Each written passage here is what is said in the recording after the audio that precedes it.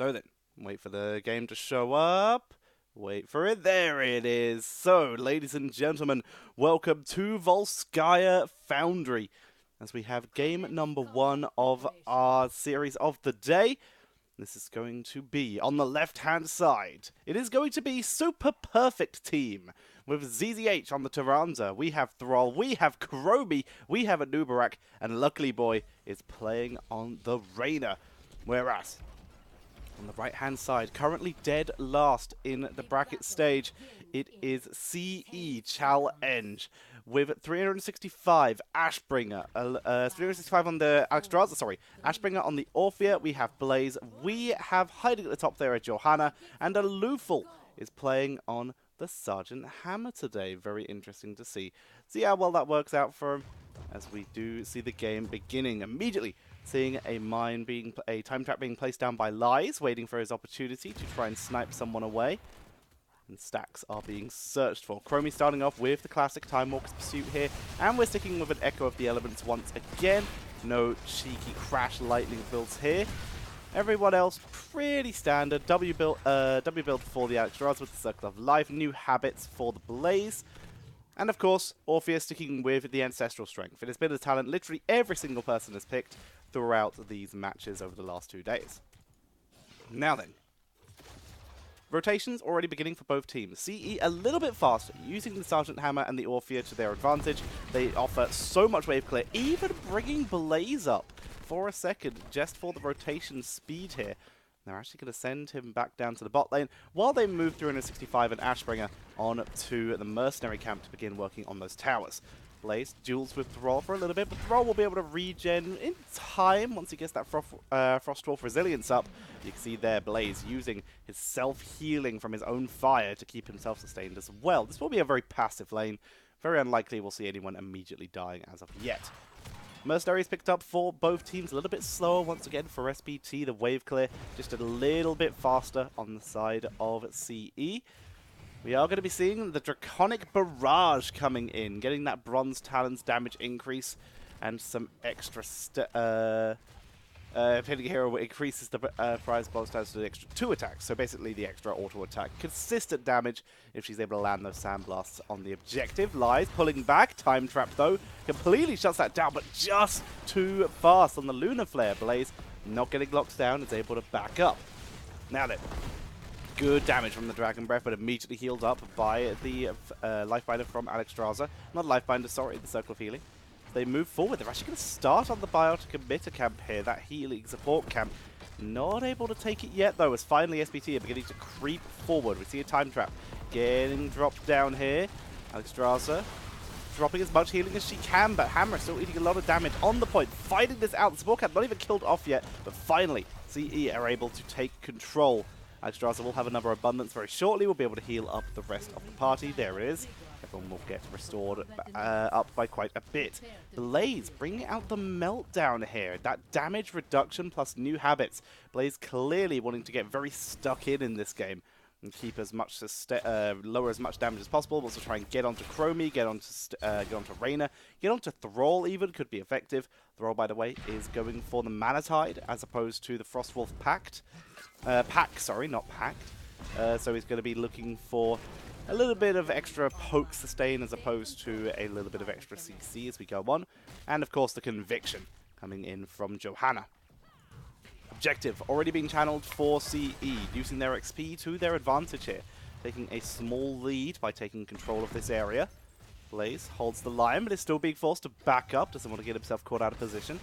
Again, lots of damage. Lunar Flares plus Dragon Breath plus the Qs, the Sandblast coming in onto a Lufel. All this healing coming out 365. Kromi, a classic counter to Sergeant Hammer. Lies looking to just bring in the pain, waiting for Hammer to re-seize so that she can get all this damage.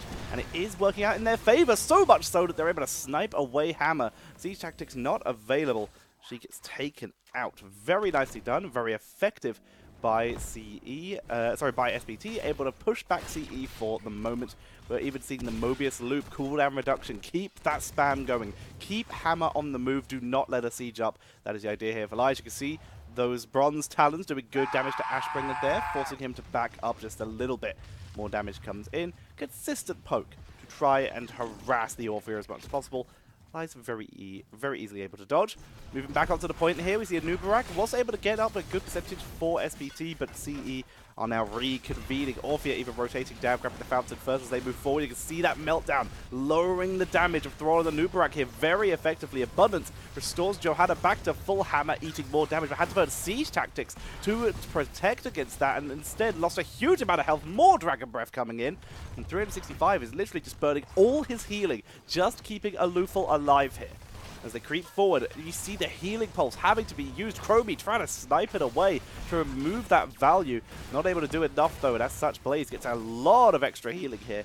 Turret also being used. Thrall and Reyna still holding on to theirs for SPT. They could still try and make the play here. 81 to 54% currently in favor of CE.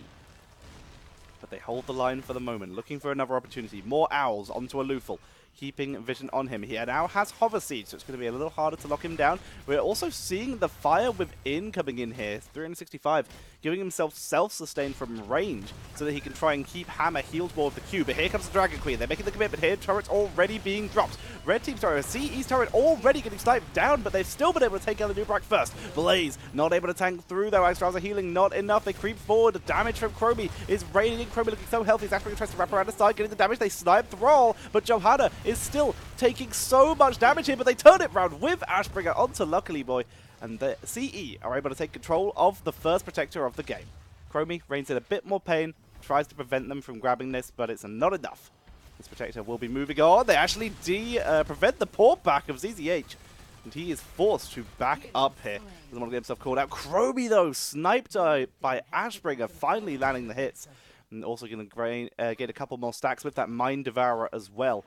So very effectively done here. That was a nice little move. And as such, with Chromie being killed, the objective being taken, CE going to be taking a nice small lead here. They're even going to move up once they've killed off the front wall to this top lane to once again set up for the next objective, which will be spawning here.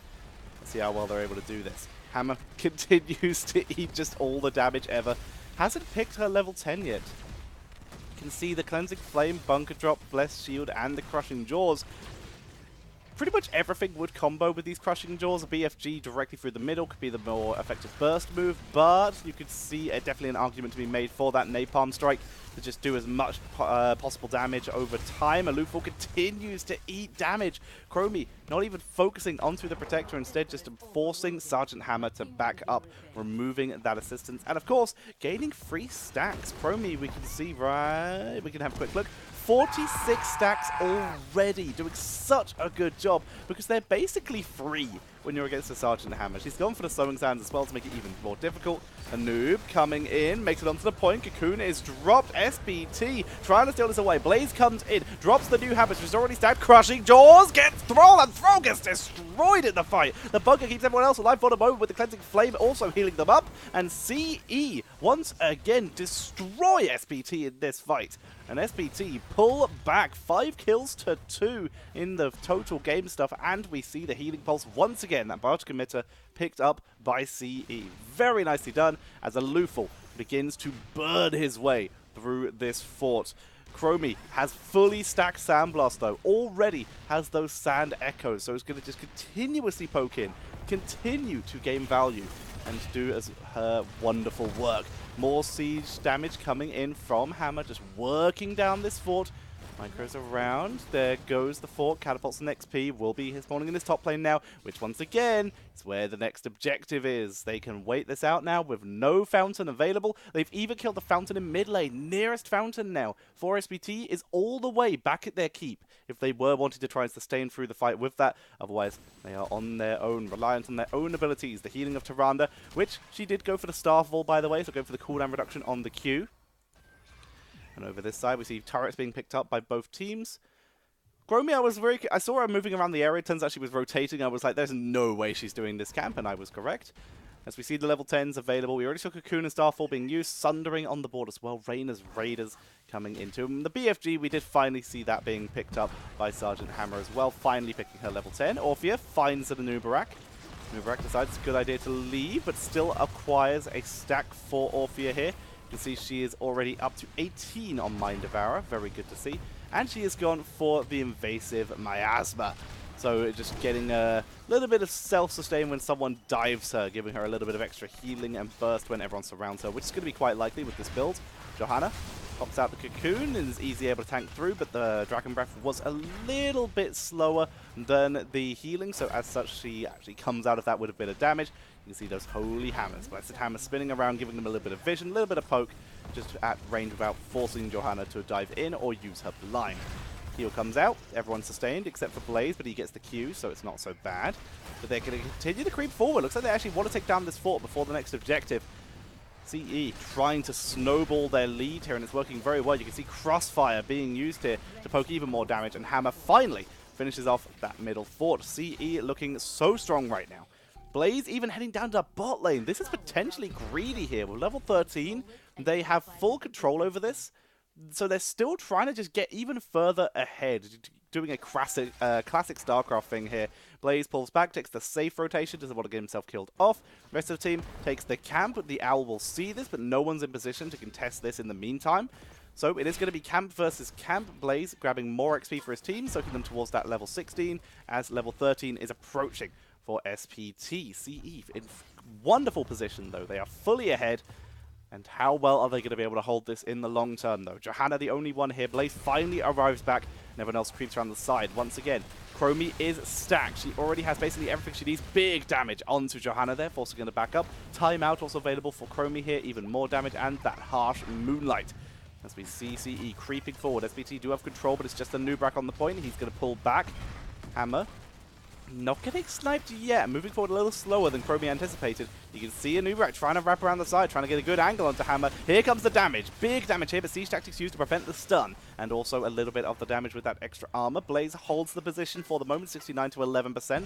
In favor of CE. They creep further forward. The Life Unbound, extra burst healing for Alexstrasza so that she can keep everyone alive. As we do see Blaze getting focused down. New habits, keeping him avoiding any CC though, but the Starfall is dropping a lot of damage and a lot of healing as Blaze dives too deep. Fighting against the bunker out though, so he's going to keep himself alive. Crushing Jaws hits absolutely no one as Troll dives onto Ashbringer, but it's not enough. Ashbringer pulling back, trying to kite against the Anubrak with the turret. Alexstrasza coming back in and keeps the heal going. Blaze in the backline trying to take down Lies with the help of a loop full timeout. Is it going to be enough? Can they finish off Chromie? Yes, they can, as they chase forward. The objective has been picked up by CE. They chase down SPT, and SPT will survive, but that is yet another protector picked up by Challenge here. They're going to be pushing in the top lane with this and putting on so much pressure. Luckily, boy, his port is cancelled, standing too close to the wall, and the AoE damage of Sergeant Hammer shutting down any attempts of his to leave.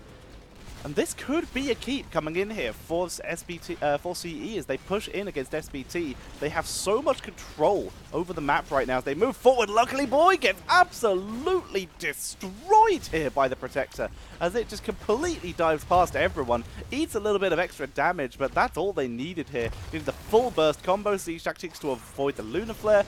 And with that, that will be enough to take down this keep. Protector down to half health, dives onto ZZH. Not enough this time, though. ZZH able to pull back, stays alive, and all of this is 4v5. Blaze continues to push and soak in the bot lane, getting as much value down there as he can. Ashbringer pushes forward, going to be able to try and take down this tower with great ease. The Fountain also not long for this world, but they do not have enough health left in this Protector to finish off the keep. They definitely drop some damage, and Alufal is doing his best to do so, but they will not be able to finish the job here. Ashbringer pulling back because there's a little bit of a flanking Anubrak here, and Alufal having to use his boost. We do see the hypercooling engines. They're actually going to go onto Johanna here. Crushing Jaws only just catches the Anubrak here as Johanna continues to eat the damage. Sergeant Hammer inside the cocoon here. No healing from Alexstrasza here. How much are they willing to commit to this? Stun lands. They get the full stun combo onto Alufal with the Starfall. They finish him off. Blaze coming around from the side, but this is one kill already in favor of SPT. As CE attempted to turn around onto Anubrak, drop the full damage. Crossfire gets the kill with the bunker to prevent the counter onto Blaze. And this fight ends up a 1-for-1 as Blaze bunker dissuades the rest of SPT from the fight. Lies also able to use the timeout to keep himself alive as well. More damage being dropped. And CE, they're staying a really long time. Ashbringer drops back once again using that Q. He's able to dance away from the fight. And they're going to go for the biotic emitter here. CE, they took that fight, but they went 1-for-1, a talent ahead, actually. That's quite interesting to see. They need to maybe not stay as long and not greed as much here. We even have imposing presence from Johanna to allow her to do that greed, but they need to be careful with this and not get caught out of position. Now then, Luckily Boy and Lies holding the points. They're going to be grabbing a turret of their own. Of course, there is one available for CE as well, and they will absolutely want to pick that up. Question is there anything SPT are going to do about this? They can probably grab 16, and then they could, in theory, try to make an invade onto this. They're actually going to be a bit slow. They weren't able to grab the XP in time. Instead, they're actually moving forward, doing some good damage to Blaze. I'm wondering how much further they're willing to go with this. The answer is not much. Quick abundance. Alexstrasza heals everyone up. Next objective is here in the bot lane, which is why both teams have prioritized this lane overall. As Thrall comes in from the side. He has Sundering. Was thinking about an opportunity here, and Noob tries to stun onto Johanna. Quick imposing presence was dropped there, but it's really neutralized by the time trap here as Lies eats so much damage, but is able to pull back. In comes the grasping jaws. Not enough, as the Noob is already taken out as well. Thrall with the Sundering try to cut off try to give himself an escape route here, but Tyrande down. He has no more healing left, and he gets taken out as well. CE in dominant positioning, destroy the fort, and have full control over this game. 12 kills to 3. CE are looking dominant. Chromie is the only surviving member except for Raider, as he has been sent up to top lane though to deal with all the catapults. Chromie is just dropping any damage she can, but guess what? There's a weakened fort here, and they have Johanna. They push in, and this is going to be CE picking up the second keep, in fact, of the game. Going to be able to easily take that down. Alufal just out of range of Lies, able to avoid getting taken out, but Lies clearing out the minion wave, giving them some time, giving a little bit of adjustment so they can keep themselves alive. Camtho stolen away. CE in dominant position. SPT are trying desperately to keep control, but with their 2 keeps down, that's so many catapults. And we look at the structures of CE, almost completely full. Almost completely full. Almost completely full. They have been in full control of this game from start to finish. And with level 20s now online, those ultra capacitors, that extra attack speed, the on-Ruby wings coming in from Alexstrasza here, looking for that double Dragon Queen, and the indestructible, allowing Johanna to go even deeper. And of course, engulfing Oblivion. You can get that cooldown reduction. Going to have a wonderful time here. But here comes SPT. They're looking for a play. Johanna just saw this full rotation coming in here. Just saw pretty much everyone come through. And as such, everyone begins taking the safer rotation route. Hammer retreats. Blaze might need to retreat himself here. Reyna has already found and tries to get in front of Blaze. Is unable to do so. Quick stun though. Sundering forces it back on the conveyor belt. Meltdown keeping him alive. Grasping Jaws hits absolutely no one, but the damage is just too high. The Thrall and Tyrande just get deleted here. Cocoon is dropped to give them an escape route here. Luckily Boy has nowhere to go. Down he goes. And that was brutal. A wonderful fight with the BFG and the Orphea burst. They completely wipe out the members of SPT. And once again, it's up to Chromie to just rein in the pain, doing anything she could do to keep her team alive here.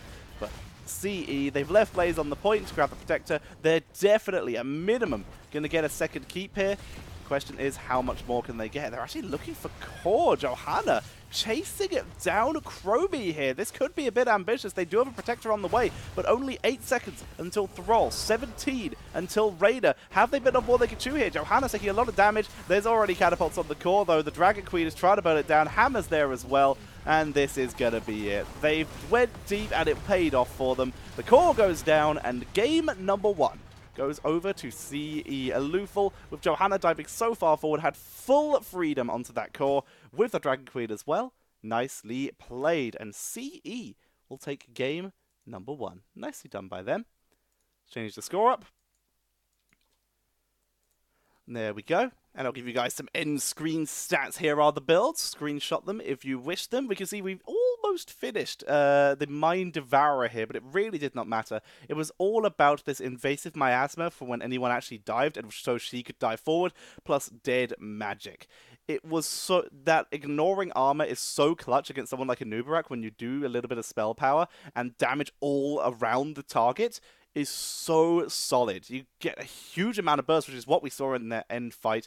Very effectively done. Unfortunately, Engulfing Oblivion didn't get as many resets as I'm sure they would have liked, but it was still a valiant attempt. We can have a look at the other side, though. Once again, Chromie, she stacked so far. She got Shifting Sands, but there's only so much she can do alone. Yeah, she can as Hammer, but it doesn't matter when everyone else on your team is exploding. And Nubarak, as the solo tank here, was not able to hold the line against just this much damage from Orphea and Sergeant Hammer. So very nicely done, very well played by CE, and as such, they take game number 1. All right, let's quit out of that and prepare a new replay. Once again, I have to do my massively wonky version of quitting out of Heroes in its entirety to make this work. But that is the sacrifice I make. I have to hit like 2 extra buttons. Oh, my life is so hard. All right then. Let's get this underway. Quit that and find the second replay. That looks like the right one to me. That looks very like the right one. All right, drag that in. Cool. In the meantime, while that loads up, let's have a look at follows. Have we got any extra while this was happening? I heard a couple, and we did.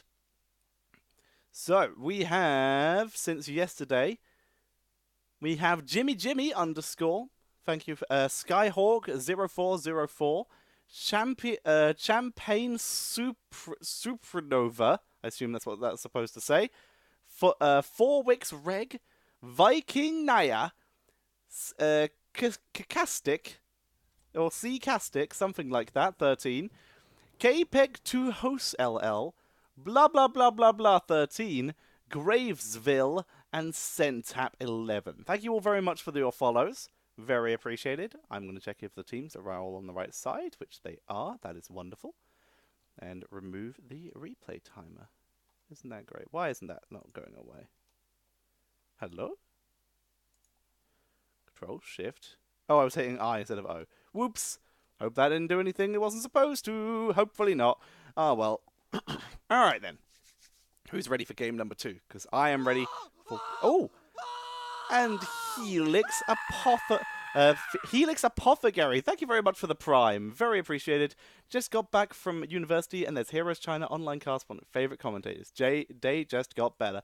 Thank you very much. My objective is to hopefully just cast HTC China as it happens. Mars X, thank you very much. I'm going to tell my fan while I'm thanking people. My objective is to cast HTC China. I made a promise yesterday that if my Patreon got to $200 a month, then I'm going to feel like HTC China is going to be potentially financially viable, and I'll put a little bit more effort into it. Otherwise, if it's not financially viable, I'm not going to do it. But if people want to support me that way, then I will 100% do it via from replays or live. We'll see. But seeing these replays online, I've decided it was a good idea to download them and cast them. So I thought that would be a smart idea. So that's what has happened. And so far, I've been having a wonderful time. All right then. So let's jump into the game, ladies and gentlemen. Waste no more time. Let's do this. So, oh, and as a reminder, all these replays will be available on my YouTube channel, and I'm not using any copyright music, I believe, so you should also be able to get them on Twitch if you want to view them that way. So then, ladies and gentlemen, welcome. Why is that selected? But I have nothing selected. I'm confused. Whatever. So, ladies and gentlemen, let us begin the game. Sporting on the left-hand side, it is going to be Super Perfect Team. And playing for them, we have Tyrael, we have a Nubarak, we have ZZH on the Tyrande, we have Luckily Boy on the Hanzo, and we have Lies. He is going to be playing the Orphea this time. Whereas on the right-hand side, it is going to be currently 1-0 up. It is Challenge CE with Arthas with Muradin, Ashbringer on the Muradin, Alufal on the Li Ming, and 365 is playing the Lucio. Let's get this underway. We are on Battlefield of Eternity, and we're immediately starting off with some PvE styles. We have, of course, the simple geometry for Hanzo, the classic build on this map, always race potential. Arthas, bring out an Eternal Hunger coming in here. A little bit of extra mana regen allows him to get a bit more stuck in, especially against a double melee like this. And we have an Exterminator, the PvE style we just mentioned. Potential for a Sledgehammer at level 4 for the Muradin with Perfect Storm already being chosen up here. Arthas is going to be the one hiding down the bot lane, reveals himself though for the rest of the team. And Li Ming holds the solo lane right now, going for a little bit of range and just poke wave clear against a Tyrael here. Picks up the globe using that power hungry, get the mana back even quicker. But yeah, Li Ming in the solo lane. It looks like CE just going for a very rotation-heavy style here as 365 joins the fray, at least for a moment. Arthas hovers around in the bush. They actually find Muradin here on this rotation, but it is Muradin. He's able to dwarf toss away. Eats a bit of damage, but he will regen that back up with his trait. Ashbringer pulls back as he had joined as well. Alufo taking a little bit of damage, used the teleport, but he doesn't have the illusionist yet, so has to run away with the speed boost from Lucio. Nice job, Lucio. 365, keeping Alufo alive for the moment, as Arthas holds the bot lane solo for the moment. Let's have a quick look at the stacking talents that we already have here. We have one stack of Simple Geometry, struggling a little bit because they're just leaving Arthas on his own. A campfight up in top lane. This could have given Arthas more stacks if he was up here, but he has not joined. Muradin also looking for his first stack. Noob, he would love to win this to grab the globe for his stacking process. Tyrael teleporting away. Lufel, a little bit of extra damage onto ZCH, but only hits with a single missile. These stacks will continue as the game goes on. We will keep an eye on them. Once again, Muradin still only looking for his first here. An Eternal Hunger. A long way to go for Arthas, but he is grabbing basically every globe here. It's almost a friendly farm agreement for these two. Was that stack acquired? That was the stack acquired. Nicely done, Arthas. So, the 4v4 lane has been chosen as the top lane this time for some reason, but that is what has happened. Muradin holds the lane for the moment, waits for his opportunity to try and stun, and he does onto Tyrael here. Tyrael takes a little bit of damage and moves back. CE continue to burn through the mercenary camp, easily taking down the Fallen Shaman way in advance of the objective before the timer even shows.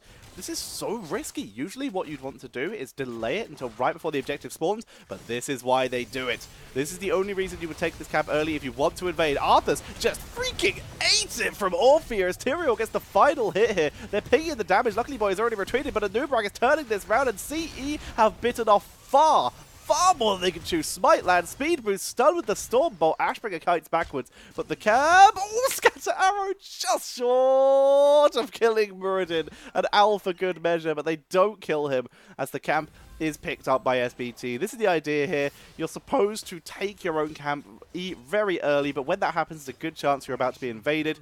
SPT realized this, they brought everyone, and now not only do they have a camp of their own, they also were able to clear up the camp of CE. Very effective here, and as such, SPT are going to begin to take positioning here, but they're actually only pretty even in experience. No immediate lead yet. Lies pulling back with that kiting from that Q as they creep forward, looking for the Arthas here. Root does not land, and Nubrak is eating some Storm Bolts, and it will be the halftime show just in favor of CE as they were able to take the more aggressive position. But Hanzo very nearly raced them solo.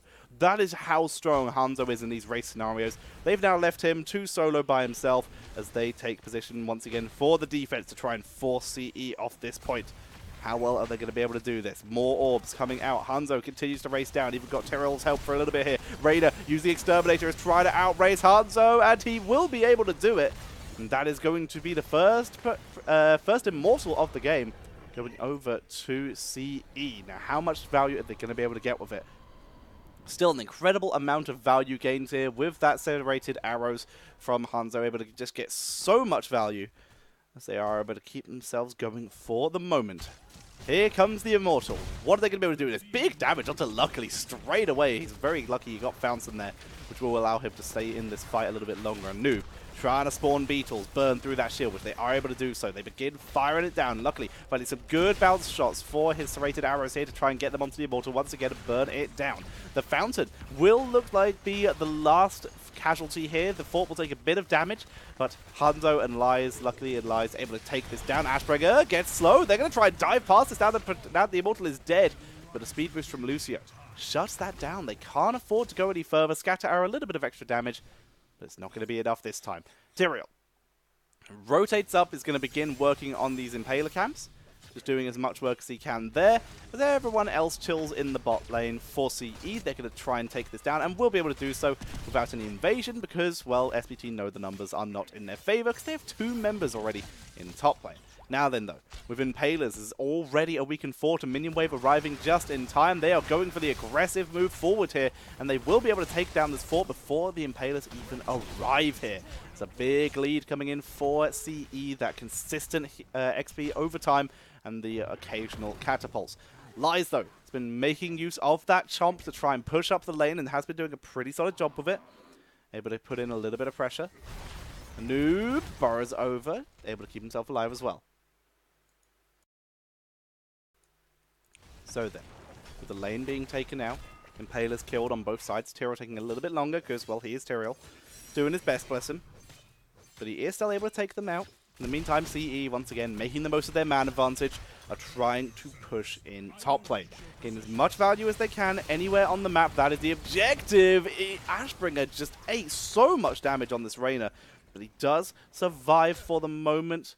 As the Lufel hovers around, tries to drop some damage onto the tower, but a Nubrak blocks it off. Luckily, boy gets a tiny bit of poke, but isn't able to find the true targets he was looking for here. Arthas with a normal build, Frozen Wastes coming in, as well as the Icebound Fortitude, keeping himself sustained there as well. Party mix for the Lucio. 365 has been loving his Lucio this season. As we move around, he's trying to keep Muradin alive. Speed boost once again. Speed to get your opponent out of danger, your teammate out of danger before you heal them. That is the policy of 365 here. As the halftime show is probably going to be achieved by just, well, I say SPT, but I mean Hanzo, as he's the only one here. But here comes CE to try and shut this down. Muradin, wrap around from behind, gets the stun onto Tyrael, but he's found himself very isolated for the rest of his team. In comes orbs and missiles from Li Ming. Tyrael's tanking at least a couple of these. Reyna can't get the angle here, as Hanzo, as we said, takes the halfway point. Now, CE need to get a favorable position to try and get themselves a better opportunity, but instead it's a big gank onto Muradin, a beautiful trap set up in this bush, and with Muradin down, that is a huge amount of their frontline potential, and CE find themselves in a rough position. So much so that Tyrael feels comfortable to go clean up the mercenaries in the top lane. CE, though, not giving up without a fight, seeing Tyrael up there and knowing Hanzo is busy on the other Immortal. They're going to actually try and dive forward. Ashbringer getting chased down, though. Lies landing every single Shadow Waltz. Keeping himself mobile. He's able to dive forward, chasing down Arthas. They actually dive onto Ashbringer as well. Arthas, though, is the target. Quick knocker with the ability. There's the chomp. And the teleport forward from Tyrael as well, executing the kill as Hanzo finishes off the Immortal. And that is going to be SPT bringing the comeback right now. Luckily, boy heads into lane and will begin cleaning up this minion wave with the help of Tyrael. They will need to send some people down for this Immortal very quickly, as level 10 is approaching for both teams. They could try and make a play with this. You can see people rotating down already, but right now, that's a huge amount of time CE are going to get with this. With level 10 already available and just with no one contesting them, they begin to wreck through this with that Exterminator of Reyna. They pull back and they begin to clean it up. Muradin's already in position, waiting to see if anyone oversteps here. They are already pushing forward. Hanzo sees it all, though, as they move forward. The Tax trying to find the opportunity. They find Tyrael looking for a Nubrak, though. He's a little bit squishier and easy to kill off here. As they chase forward, all heroics are available. They need to be careful. SPT could just easily make the turnaround play with Sanctification here if they're not careful. If CE overextends, stun does not land. You can see Tyrael is thinking about it, but the orb lands onto a Nubrak. As they begin to chase forward, they've gone too deep. Dragon Arrow onto the Arthas. Here comes the Crushing Jaws, trying to look for something as Arthas gets destroyed here with the Starfall. They keep the fight going. The Starfall is killing off what's left of the Ghouls and the Hyperion. Nowhere near enough. A Lufel dove forward for Luckily Boy here, but he was just too fast on the reactions. Was able to turn that round. A 1-0. I expected more, but in this case, both teams able to keep everyone else alive despite Tyrael eating yet another Stormbolt here. Impalers going to be acquired here. They want to push in and finally grab a fort of their own. In the meantime, top is slowly pushing up. It's not going to take too much damage here. In fact, the minions should arrive before anything is actually done. As the rest of SPT, they are looking for their opportunity to push. Continued damage coming in. Once again, we have Mind Devourer coming in for that Dread. Extra damage. Muradin dives forward. Here comes Arthas as well. CE looking for another dive past Tyrael. This time it's not here. They can't make a turnaround sack play. And he's also the only one with a heroic left. And Nubrak is the target, but the kiting is too good here. Very easy escape by SPT as Tyrael arrives to assist the team. And finally, SPT realize they've bitten off more than they can chew and are going to back up and begin to work on their mercenary. CE's also will be available in 30 seconds, 38 seconds. That's not going to be available before the camp starts, so they're going to have to wait that. And SPT get the far more preferable cap timing with their Fallen Shaman camp, and they're going to move once again into that defensive position as Hanzo Looks for vision. Make sure he's not going to walk into death.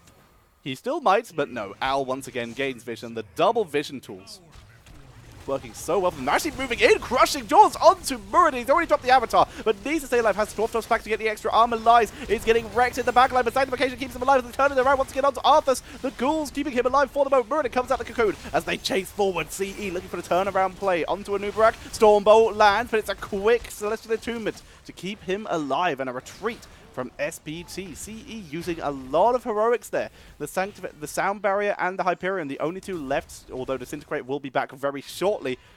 Everything, though, is down for SPT. This is where CE could try and make another play. They've finally killed off that Fallen Shaman, but while rotating down there, guess who they've given freedom? Hanzo takes position and just starts working on this thing, using those scatter arrows, of course. Muradin dives past, though. They find Tyrande. That's the target they want. Sound Barrier is dropped as they chase forward, and Tyrande is taken out. They can't chase any further, though. They don't want to take the risk of diving under a fort, but they took position. Now they finally need to send Raider down here and let that Exterminator do the work. It's getting through it slowly, but they still need to zone out SPT as well. If Hanzo gains any freedom, he will still win the race. Halftime show is about to be hit.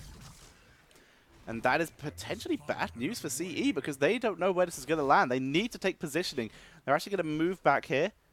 And it's going to be a full race positioning. Reyna's already there. Hanzo is just going to have so much free space here. You can see Muradin moving in to try and prevent him. That's the idea here, where SPT take positioning. Tyranda's on the way. It's a 3 versus 4 here, and SPT is still managing to drive back CE.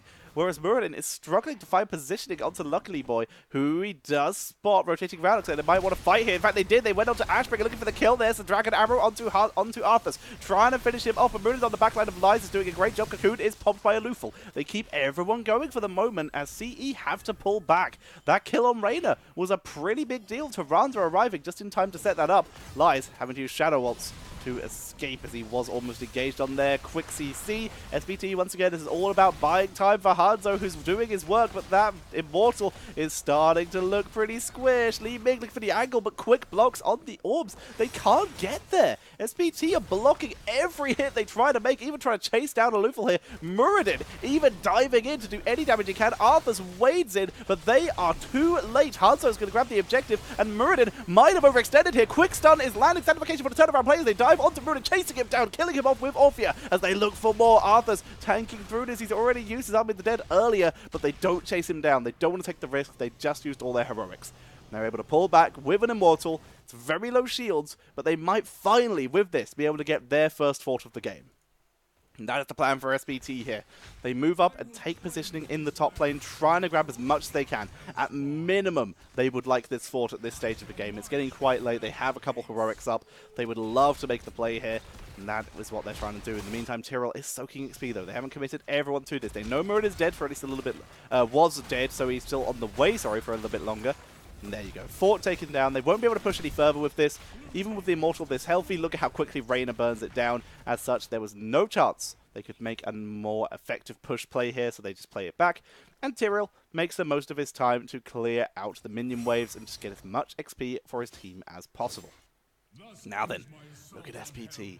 They're trying to repeat. They were thinking about repeating their play from earlier. Instead, they're using the Beetles of a Nubarak to try and burn through this. They will be able to take this down. The double fort play getting so much value. They even know that this camp was being taken by CE thanks to the owl. You could see the little red eye above the Lufel there that showed they had the vision. With the Impaler camp being taken, CE are finally going to mirror and grab a fort of their own. And as such, that becomes a 2 fort for 2 fort play, finally being finished off here. And SPT, they grabbed an Impaler, but they are just going to move back to the defensive. They are slowly creeping ahead. They won the last 2 objectives. They know they can take some pretty solid fights, and Hanzo will just win them over time. Already, Fallen Shaman camp being taken. We could see CE try to mirror their move from early on in the game and go for a dive play here, as once again, the objective hasn't spawned, so taking these things early could be a little aggressive, a little greedy here. And SPT, they'd much rather just clear this out and prevent CE from diving them than wait and get the efficient timing. That is the objective here. Remove stuff where CE can fight them when they're not ready. CE even delay it a little bit longer, but not too much. And as such, oh man, SPT are waiting. They're using their vision to their advantage. They know that CE have already taken theirs. They really, really want to delay this as long as possible. Like if you can get it with 1 second left and still make it to the objective in time, that's when you're going to have a good time. They finally pick it up. 19 seconds to go. That's pretty decent. The Shaman will start moving here. Stormbolt doesn't land. That's bad news for Muradin. He's moved very far forward for this. A noob dives in, looking for an opportunity, but the Lunar Flare doesn't land. Neither team able to get good positioning. Hanzo moves up, going to start working on that Fallen Shaman and the catapults, but he's kind of going to be needed for his team, so the Fallen Shaman will get to live another day here, as there's an Immortal right here and ready and waiting for him. Hanzo already begins with the help of Tyrael and Tyrande, but they're going to move across the map once again. Speed boost being added by Tyrael so they can move in and try and prevent CE getting too much damage done. It's a 5 versus 1 race because Hanzo is Hanzo. And the halftime show is reached for CE, though. They did get the timing advantage with getting all 5 members here. Still going to move in. Hanzo, they know he's here. They know they have time. They know they have the advantage. And that's the objective here. But if they can kill off Ashbringer, that's a huge amount of the damage removed. Dragon Arrow just misses as they are able to cocoon onto Li Ming. 3 out of 65 turns around with the damage from Arthas as well. Muradin leaps over the top, keeping himself mobile, keeping himself alive. Quick route from Arthas might give Muradin the chance to escape. He's got healing static active, but it's not enough. He goes down. And even that level 13 healing static, if he doesn't land the seismic slams, then he doesn't survive. And as such, they're in full retreat. CE suddenly in a disastrous position. They've won the halftime show, but Hanzo is uncontested on this Immortal, burning through it with just over half a shield remaining as CE are stuck in their base. The front wall looking wounded. Second front wall a tiny bit harassed. But right now, we are seeing SPT beginning to take control. They've got the Giant Slayer as well. We've got Lurking Terror, a great zoning tool, and extra damage being used here. We can see the Immortal being finished off, and SPT, they have control here. They're going to move to top, clean out the catapults once again, give themselves control, and give themselves reinforcements to their push onto the CE keep. That is the objective here. An already wounded front wall with an actually fairly reasonable shield, and everyone alive. Level 16 available. All heroics will be online by the time they get to the base. So they will be too for CE, but this is with an Immortal for SPT. They're going to push in and find their opportunity. We've got the Empower for Tyrande, looking for snipe potential. As they creep forward. Minions get cleaned out very quickly.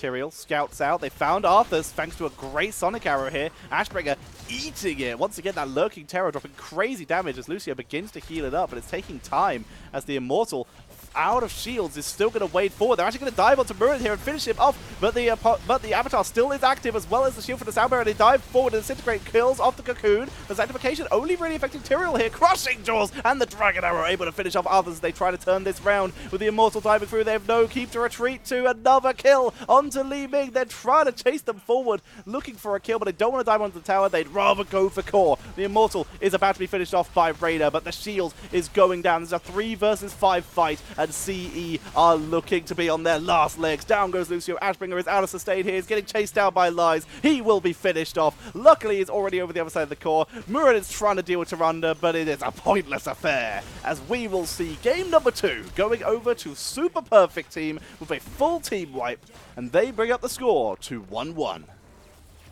Very nicely done. Much more effective this time. It took them a little bit to get going, but SPT, they looked so powerful when we came to this second game. They looked so much more effective. I don't know what happened in that game number 1.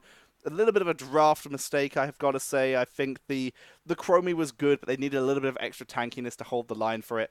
Let's once again have a look at the talents and the stacks. Oh man, a fully stacked Mind Devourer. So much value when you combine that with the Lurking Terror. You're just going to destroy things. And you can see here are the talents if you want to copy and paste any of them for yourself. We have the Rejuvenatia, very standard here, back in the mix, a little bit of extra hopeful survivability before they got blown up, but seriously, you could see where all this blow-up potential came from. Hanzo especially with that Giant Slayer, and Orphea with her initial blow-up potential. All they had to do is to land one stun and that Hunter's Mark, and they just destroy everyone. Very nicely done. And that is game number 2, going over to SPT. We are heading to a game number 3, everyone. And I'm going to begin setting that up for you. See you later, Colonel Yobo. Thank you for joining us. I hope you're all having a good time once again. It feels good to be casting once again. That's the side that my camera actually works on, so hooray. It's just dust. Oh well. Alrighty. Let's get this under control. and see what's going on. See where the hell that third replay is. There it is. That looks like a replay to me. All right, quit out of the game and drag that in. So we'll let that load up.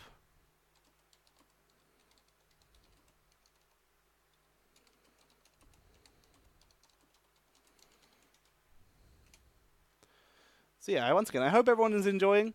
These were, I'm very happy I found these replays. It's very cool to see. If I can, I might just go back and look for other replays.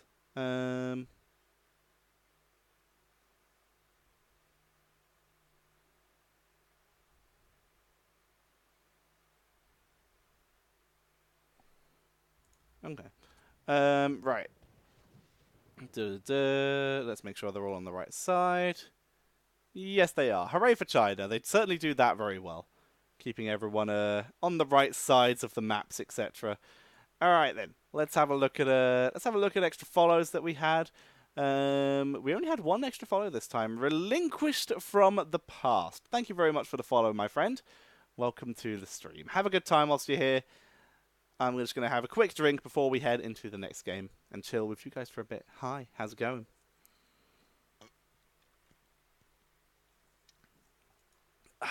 Oh, delicious. Very, very delicious. Alrighty. So Imperius is already out, right?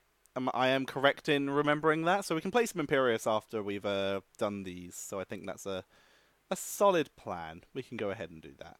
Alrighty. Excuse me. Alright. I'm just going to finish setting something up. And then we can get ready to head into the game.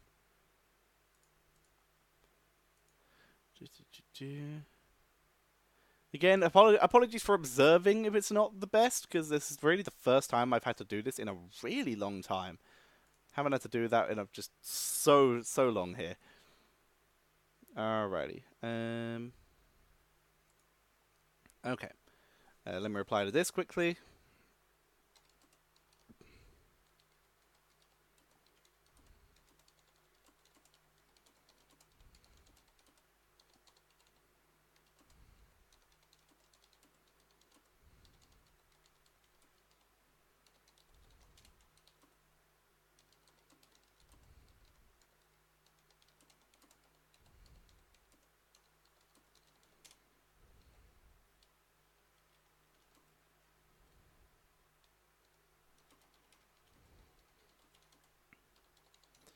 Alright. Sorry, business emails and stuff like that.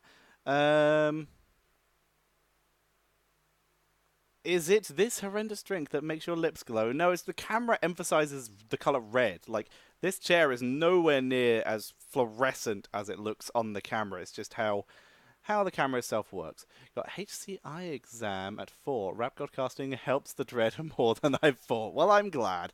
Alrighty. With that, let's not mess around any further. Let's get ready to jump into game number 3 of our best of 3 series, ladies and gentlemen.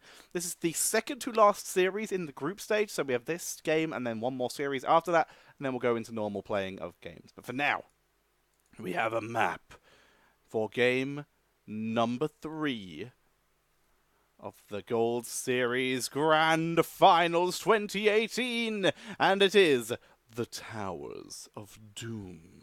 Let's do this, ladies and gentlemen. Spawning on the left-hand side, it is going to be Super Perfect Team, with ZZH playing the white main, Lies on the Zarya, Luckily Boy on Sergeant Hammer, and then we have a Nubarak and Blaze. Whereas on the other side, on the right-hand side, it is going to be CE Challenge, with a Luful playing the Abathur, 365 on his classic Lucio, Ashbringer on Orphea, Zeratul, and Tyrael finishing out the roster. A single ranged in the form of Orphea, and we see a Feel the Heat coming in from the Zarya. A very brave move here by Lies, relying on the fact that there is the mostly just single tank Tyrael who is going to want to get stuck in. He's gone for salvation himself. But this could be exciting. Let's see how well he's able to stack up this damage. He wants to get stuck in and fight by the looks of it, instead of ping in damage, which is fair. There's a lot of mobile people. Everyone is hyper mobile except for Abathur, who I guess can teleport, to be fair. on the side of CE, so it's very unlikely he's going to land the grenades. Makes a lot more sense to just go for the auto attacks and see if he can catch people that way. Otherwise, all builds look fairly normal. Neural Stim Pack fell a little bit out of favor at the end of last year, but it's still good to return. And yeah, this is the triple tank plus Sergeant Hammer hyper carry comp. We saw a triple tank yesterday as well. I believe it won. I can't remember off the top of my head, as Blaze has currently been left unattended. Finally, we will see Zeratul head up there to soak that experience. Abathur in the lane at the moment, very risky positioning. Had some minion. Make sure XP is being gained while the Blaze kill attempt was made. But Zeratul makes it back in time. Meantime, Lucio and Orphea doing as much damage as they can, but that's a full energy Zarya wrecking your towers. You're going to have a rough time. 365 is pushed away, and Hammer does the job. This is so scary. Having a Clemency at white main plus a Zarya on a Sergeant Hammer just basically makes it so hard to prevent this push. This push will take down this bell tower, potentially before the first objective. That's how aggressive this could be. Look at this, Lies tanking through everything. Minions, what minions? Finally, Orphea is able to do some damage, but that's full energy. A couple more grenades can be used here, and they are just stacking in a bit more damage, but Hammer takes down the towers as well. They're going to go grab their mercenary camps. There's a chance this fort might survive, depending on how much they can push. A noob comes to join them. Tyrael, I'm pretty sure he spotted it, so he knows. Not much that can be done. In the meantime, Zeratul is helping out by stealing away this top camp. This will be the counterplay for CE here, as we see Blaze has rotated to cover for a Nubarak as he helps with this. They wanted this camp as fast as possible. They hold the line. It's a mine build for Abathur, by the way, for Alufal here. Very interesting to see. They're gonna do the double camp play, and Abathur does see this, and the quick reaction comes in. Ashbringer at 365 do show up, and with that mine spotting them, they're actually dissuaded from pushing in. Tyrael even drops the shield. Lies is actually in trouble here. Orphea dropping the damage with the speed boost from Lucio, and Tyrael trying to chase him down, but Ashbringer just turns around and drops the damage. The snipe is missed on Ashbringer. The Q from Blaze not enough either, and as such, he is able to escape. Both Lies and Ashbringer somehow survive that fight, as Tyrael duels away with Blaze, having a quick little Barney in that middle lane. We have Bound by Law, the extra attacks, the extra movement speed slow from the Tyrael, wanting to chase people down, and of course add slows for that ancestral strength of Orphea, adding even more damage here. We have I Am the Strongest coming in for Zarya, as she wants to get stuck in once again, wants to get that full energy and then just smash people with those auto attacks from Feel the Heat. The objectives have already spawned here. A Nubarak is actually getting interrupted by Abathur. You can see a Lufal. He's trying to spawn a Locust on top of a Nubarak here, but he's just too slow as down goes the shots. Shots were traded out in favor of SPT. They were able to grab bot lane, and their own team, of course, grabbed over here. Actually, no, it was just doubled at top, and they traded out for bot lane because Abathur could not delay them. Nicely done by SPT here, getting the commitment, not overcommitting in the bot lane. Worked out in their favor. Abathur was not able to delay that on his own. Now then, with Subwoofer, the more disengagey tool here, double port because of the low mana Zeratul and Tyrael. They're both going to disappear. As SPT continues to put on the pressure as best as they can here. Abathur continues to soak in the top lane for the moment, while no one else is up there. And as such, the experience is still a little bit of favor in of CE, just because of the fact that Abathur has been soaking throughout this. The Mercenary Camp finally picked up by CE. They're going to try and put some value onto this, but you're against Sergeant Hammer and Nubarak. They move forward. A Noob takes a little bit of damage, but he's still able to pull back pretty quickly. Sword comes out, Burrow Charge. Lies just tanks through it, does not care. Explosive Barrier coming in, not going for that extra wide beam for the extra range of the extra range on the beam when you have high energy, which is pretty cool, but it's not needed. Just the extra damage is enough for him. He wants to get stuck in, and of course this AoE is going to be wonderful for clearing lanes, and gives even more sustain when someone like Tyrael does get diving and does a lot of damage. They move forward, and Noob actually gets the stun. They're going to try and finish off Ashbringer here, and they do. Luckily, boys staying very far back, trying to hide from vision, and they move in. Quick bell tower getting taken out here just in time for the next objective. Zeratul tries to delay, but there's nothing he can do. Lies drops lovely amounts of damage. With the slows combined here from the W for the Inquisition, Lies gains a couple stacks by running into the death zone. As the objective spawns in the bot lane, a Noob will be the one to make his way down and take that. Meantime, Blaze has made his way back up to top. Alufal was soaking experience in this bush here, but he had to move back. We see a double attack gank attempt once again on Blaze, but it's not enough. As the shots are taken, even more damage onto CE's core. They're beginning to fall behind here. They need to react to this. We have the boombox coming in for the Lucio, able to give his team a little bit more area to fight in, as Lucio will not be able to chase them down forever if he's pressured by someone like Zarya or is zoned by Sergeant Hammer. Here comes the siege camps, the sapper camps in the top lane. What can they do with this? They'd love to be able to just push really aggressively here, take down the towers at minimum. Blaze, though, in position, is going to use his fire to keep himself alive, and that will actually clean that up pretty effectively. As Anubarak tries to just make sure he wasn't getting ganked with a little bit of interruption on the rotation speed, Alufal moves back for safety, and another push comes in. Luckily Boy going to try and zone, allow these sappers in. In comes Zeratul. He will delay them temporarily. Good knockback by Lucio into the damage of Orphea, and the camp is taken out. Very effective play by CE there. Solid defense without putting themselves in any particular amounts of danger. In the meantime, though, this lane is still being pushed. There's very little they can do about this, and Lies, he's going to find Abathur mines. A noob disengages to dive onto the enemy camp here. Very cool to see. Blaze is zoned away, and this camp will be stolen, and this will force CE once again back into this bot lane to defend against that camp push. Now then, how well can they do this? With Luckily Boy already in position. The objective, though, very far away for CE here, for SPT. They would love to be able to get this camp in and then rotate up, but they might run out of time. Camp moving in, 18 seconds. How long could CE delay them? They're much nearer and should be able to rotate to a much better position here. Zeratul moves in, AoE damage, Tyro attacking through, crushing jaws, used to clear here. They were looking for a Nubrak as well, but unable to do so. They don't care if SPT stays around here. They much rather rotate up to top, and with the timing advantage, we do have Blaze getting annoyed by Abathur. How aggressive can CE be? If they can make it in time, they could delay, but no. Another mine might have secured that for them, but not in this case. They trade out 1 for 1, but still the bell tower gone. CE come out way behind in terms of experience. Having a look at the heroics available for both teams now, it's a Napalm Strike, extra wave clear and push potential coming in for Hammer. This is just to make sure they control bot lane as long as possible. We have Expulsion Zone for the area control as well. And of course, standard stuff here, Crushing Jaws, the Evolution, Sanctification, etc. for CE. Now then, camp beginning to push in. They have to wait, lane beginning to push in. They have to wait for the next camp. It is 10 seconds away, so they're not going to be able to use that for more shots here. They're more just protecting this bottom bell tower, keeping it under their control as best they can. And there's really nothing that can be done about this for CE. They have no way to pull the enemy into the death zone. They'd have to just dive out and fight them, and that could result in them fighting under bell tower, which is the opposite of what they want. A little bit of damage from Dread there by Ashbringer, continuing to burn down this bell tower in the bot lane. Zeratul going to start on this camp. Tyrael even going to rotate up and help with the shield of Abathur applied.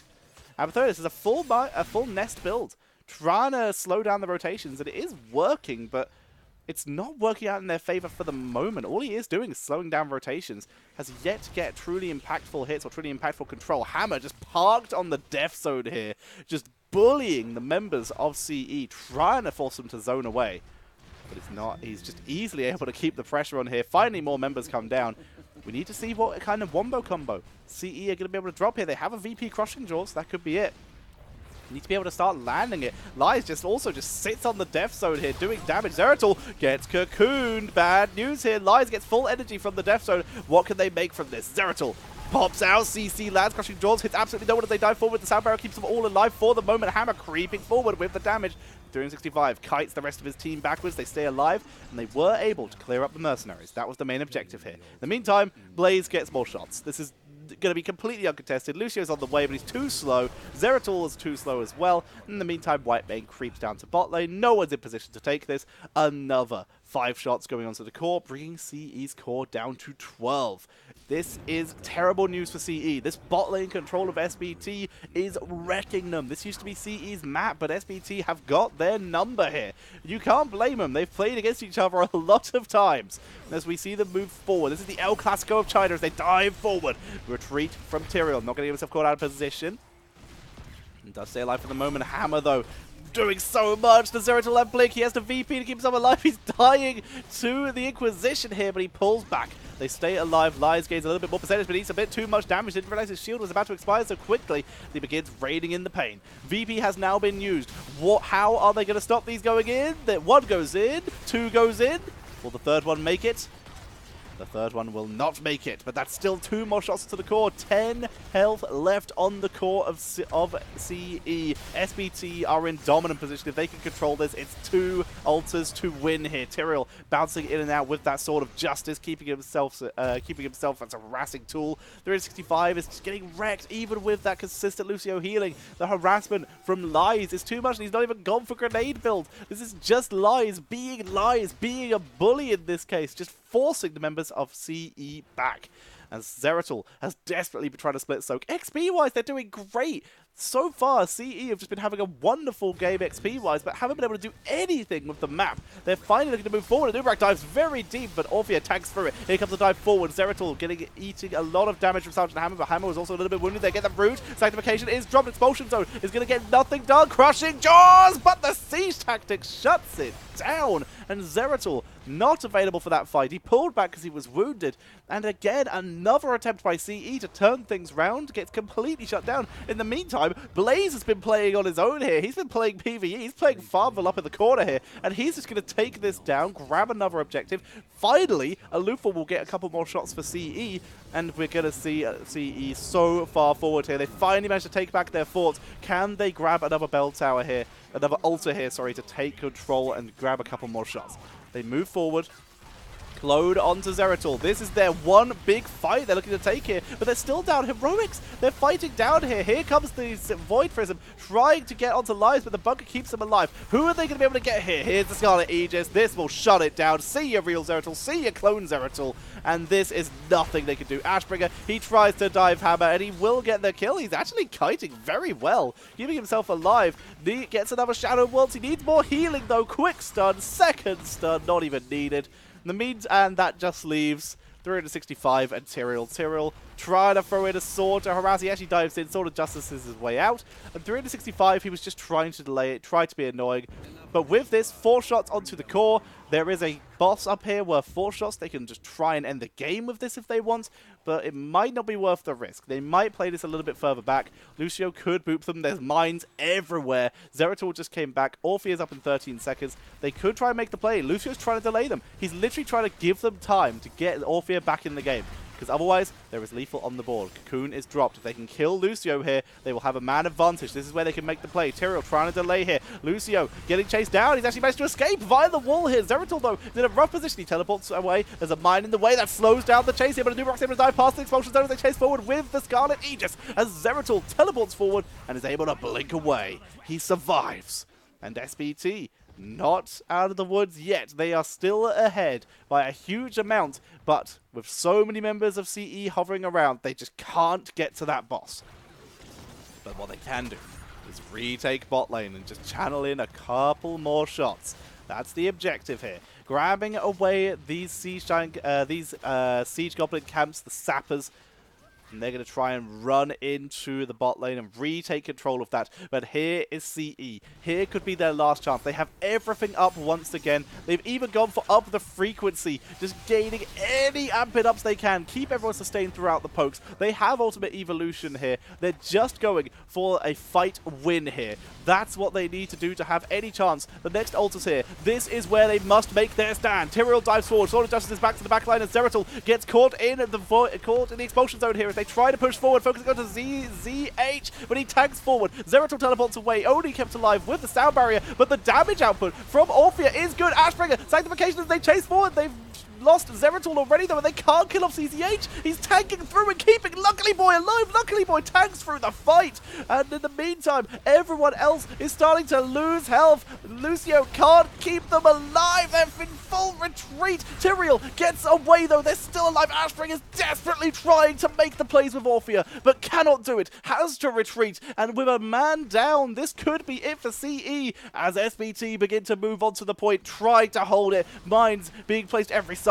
Tyrael desperately trying to tank through this. Abatha trying to hold his team in this game. Ultimate Evolution is not ready. He's trying desperately to keep the hat on them. Lies will be interrupted once again. Blaze will not land the stun. This is basically a 3.5 versus 5. They find the damage dealer. They find Ashbringer. They take him down. And Burning Halo will delay them for a while. Zeratul comes in, just gets CC the second he blinks in. Lucio in the cocoon here. And they're running out of options happens here. Zeratul dives too deep and gets taken out. Nothing to do there. Lucio is trying to delay. He can't do it. Tyrael can't do it. And with that, that will be game. A desperate final scrabble by CE is not enough. And SPT will take game number 3, and they will take this series and move themselves right up to the top of the table. Very nicely done there. And I believe with that victory, SPT are 2-1 in this series. Currently, Beyond the Game are 2-0, and the 1 are 1-1. So, if the 1-2-0 BTG, then I think it's a tie between SPT and BTG for second, and the 1 go through in first. If BTG 2-0 the 1, BTG go through. If the 1-1 BTG, then BTG should go through just on map score. Alright, so let's have a look at some end game scores here. Let's have a look.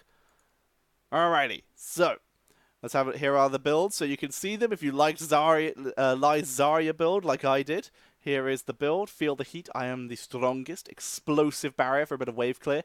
Pain is temporary. Of course, you've got that shields down. And gauge rate is just too good to pass up. Can't give that up. A little bit of giant killer coming in for Sergeant Hammer. Blaze, he was literally just PvEing here. All dispersal for wave clear. Mana regen to just keep in lane. Crossfire for sniping stuff. Fuel leak, just even more wave clear. Wonderful game coming in here by Blaze. Did a really solid job. And Tyrael, he tried his best with Burning Halo, Sword of Justice to keep the harassment going. Lucio, I love this up the frequency pick to try and keep his team in the game. Basic attack damage, just getting that cooldown reduction, keeping it spammed, keeping the healing going, just do anything to keep him alive. But it was not enough. Here are the final stats. Sergeant Hammer, of course, wrecked everything. Blaze was playing his own little PvE game in the corner. He got 120,000 siege damage and over 3k more experience than Abathur. He literally spent almost all of his time in lane, so you can't really blame him for that. Abathur did reasonable on the hero damage, actually. 34,000. As much as Zeratul. That's basically from almost entirely mines as people walked over them. But once again, that's not impactful hero damage. But they did their best. They did their best. Orphea, Ashbringer. Really, I'm impressed by Ashbringer. I hope this is a more permanent member. He or she seems to be a really solid player. I'm excited to see what happens in the next season of the Gold Series for 2019. If he does stay around, I hope so. Alrighty. That's the end of that series. Oh, well, let me change the team names round, as we do have one more match left. And it is, of course, a classic. It is BTG.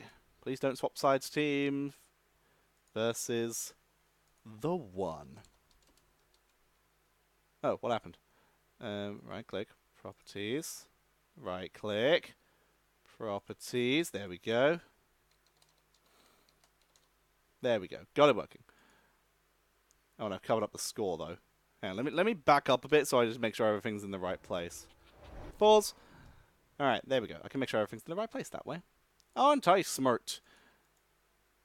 Change that back to a 0. I am very, very not good at this part.